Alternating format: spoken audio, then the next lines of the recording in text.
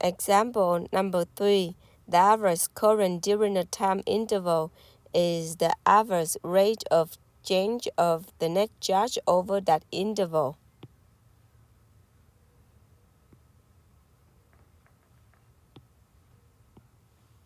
And the current at a given time is the limit of the average current, the rate at which charge flows through a surface, measured in units of charge per unit time. So in this problem, now let's go up and let's look at the example number 3 that explained in the book. They are talking about the current axis whenever electric charge move.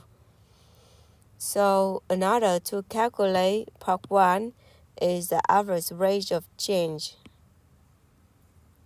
of the current is defined as delta Q over delta T. Delta Q is the net charge that passes through this surface, and delta T is the time difference between T1 and T2, between the two times. And we want to find the current I at the given time. We take the limit of the average current over smaller and the smaller time interval. So basically, these two formula you can understand is that one is the slope of the second line, and the second line is at the 2 point when the Q1, T2, the T2, Q1, the T2, Q2 get closer to T1, Q1. And the other one, the current I at a given time T1, that is the derivative, and that is the slope of the tangent line. So both of them talking about the slope, but one is from the second line and the other one is the tangent line. In the problem, they give us the function is q of t equal t cubed minus 2t plus 5.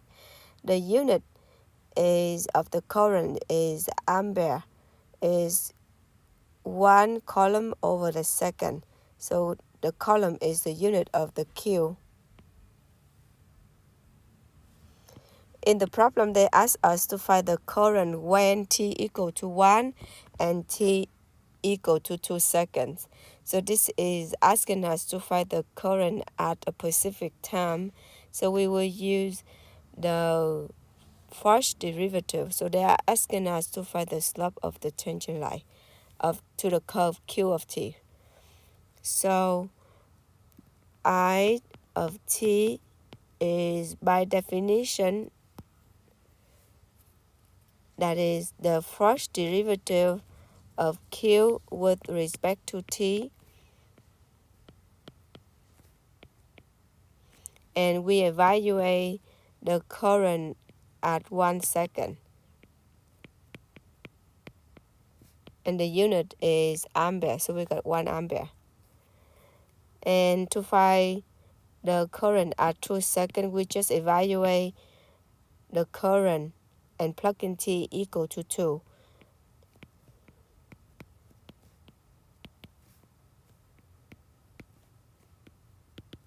And we get 10 ampere. And what is the time the current lowest? So if you look at the function of the current, so this is the parabola, and this parabola is open up. So the lowest point of the parabola is right here. To find that point, this point is the vertex of the parabola, right? Okay, so way number 1 is if you can remember the vertex formula in algebra, so you can use that. Or the other way that we learn in calculus 1 is think about this. If we have a slope to this point, at this point to the curve, then the slope will be 0. So we will take the first derivative of this function, which is 60, and that is the I prime, and we make it equal to 0.